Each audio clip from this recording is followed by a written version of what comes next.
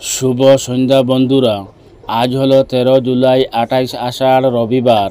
আজকের সারাদিনের বিশেষ বিশেষ আন্তর্জাতিক খবরগুলি হলো: ইসরায়েলের সাথে যুদ্ধের সময় পেজেশকিয়ান আহত হয়েছিলেন বলল ইরানি মিডিয়া। রবিবার ফোর্স নিউজ এজেন্সি জানিয়েছে যে 12 দিনের যুদ্ধের সময় 16 জন পশ্চিম তেহরানের একটি ভবনের নিচতলায় অনুষ্ঠিত ইরানের সুপ্রিম ন্যাশনাল সিকিউরিটি কাউন্সিলের বৈঠক লক্ষ্য করে ইসরায়েল হামলা চালায়। এই হামলায় ইরানের রাষ্ট্রপতি মাসুদ পেজেশকিয়ানের পায়ে চোট লেগেছিল। রিপোর্টে উল্লেখ করা হয়েছে যে পালানোর পথ বন্ধ করার জন্য ভবনের প্রবেশপথ এবং বের হওয়ার পথ লক্ষ্য করে 6টি বোমা হামলা চালানো হয়েছিল। এই হামলায় মাসুদ পেজেশকিয়ানের পায়ে চোট লেগেছিল। এখন উনি আলহামদুলিল্লাহ সুস্থ আছেন। এবার মাঠে নামছে সিংহের 2 বাচ্চা। এবার পাকিস্তানে ফাইনাল খেলা শুরু করবে। পাকিস্তান তেহরিকে ইনসাফের পিটিআই দলের প্রতিষ্ঠাতা ইমরান খানের 2 ছেলে সুলাইমান এবং কাসিম নেতৃত্ব দেবেন বলে আশা ব্যক্ত করা হয়েছে।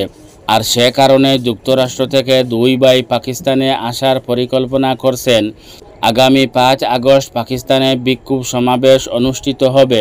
পিটিআই নেতা ইমরান খানকে বেআইনিভাবে গ্রেফতার করা হয়। এই দিনটিকে স্মরণ করে তারিখটি নির্ধারণ করা হয়েছে।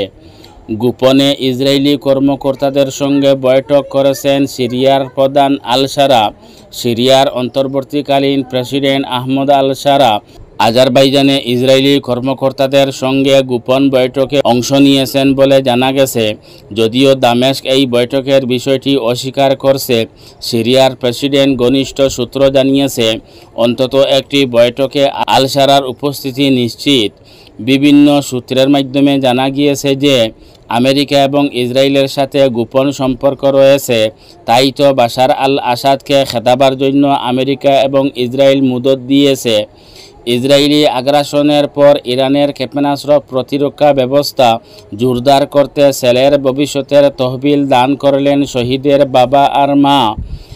ইরানের বিরুদ্ধে সাম্প্রতিক 12 দিনের ইসরায়েলি আগ্রাসনে শহীদ এক যুবকের বাবা আর মা তাদের ছেলের ভবিষ্যতের যা টাকা পয়সা ছিল সম্পূর্ণ তহবিল দেশটির সশস্ত্র বাহিনীকে দান করেছেন, যাতে অবৈধ ইসরায়েলি সত্তার বিরুদ্ধে প্রতিরক্ষার জন্য ক্ষেপণাস্ত্র উৎপাদন জোরদার করা যায়।